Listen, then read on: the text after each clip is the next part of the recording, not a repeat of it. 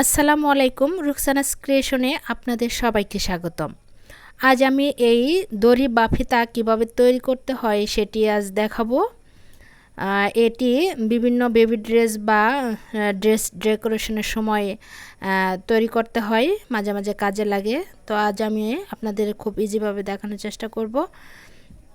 তো প্রথমে আমি এখানে একটি কাপড় নিয়েছি, এটি যে দেখেন আড়াআড়িভাবে কাটা, উপর থেকে আমি আড়াআড়িভাবে কেটে নিয়েছি।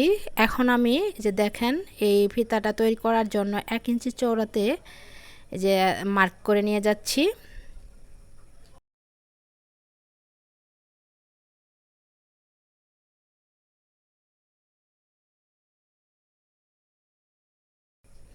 এই কাপড়টা কিন্তু আড়াআড়িভাবে কেটে নিচ্ছি। যে এখন এই মার্কগুলো মিলিয়ে নিয়ে তারপর কেটে নিব।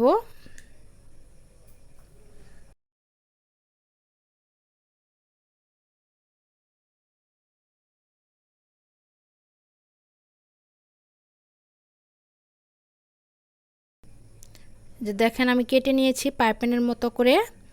এখন এটিকে একটি ভাঁজ দিয়ে যে এভাবে করে, আপনারা যদি মনোযোগ দিয়ে দেখেন তাহলে অবশ্যই বুঝতে পারবেন যে একটি ভাঁজ দিয়ে এক সুতা পরিমাণ দূরত্বে আমি একটা সেলাই দিয়ে নিয়ে যাব।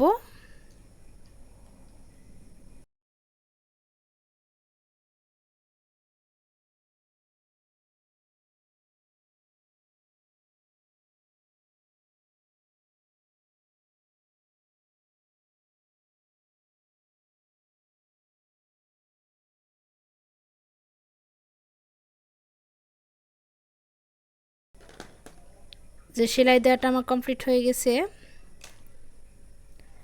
এখন এই যে সাইডে একটু বাড়তি, তার জন্য আমি সাইডে একটু কেটে নিচ্ছি।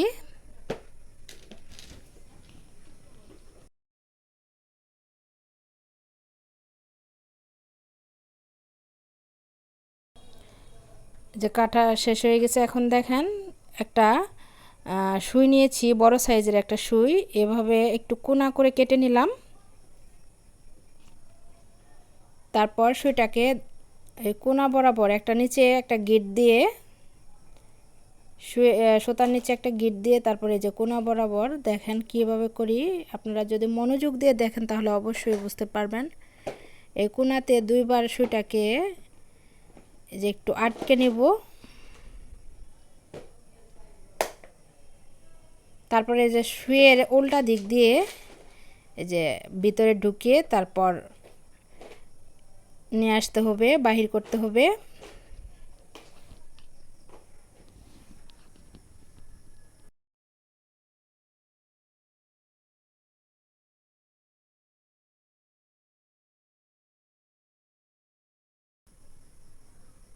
যে বাহির করে ফেলেছি। এখন এই যে নিচে একটু হাত দিয়ে ভিতরে যে গিটটা আছে এটা ভিতরে ঢুকিয়ে দিতে হবে।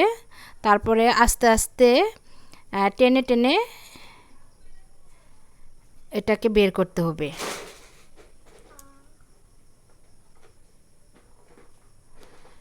এই যে দড়িটা তৈরি করা হয়ে গেছে আমার।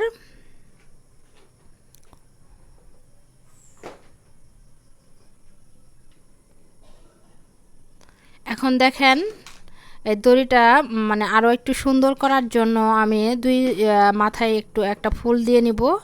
এই যে একটা টুকরো কাপড় নিয়েছি, লম্বা এবং চওড়া 2 ইঞ্চি।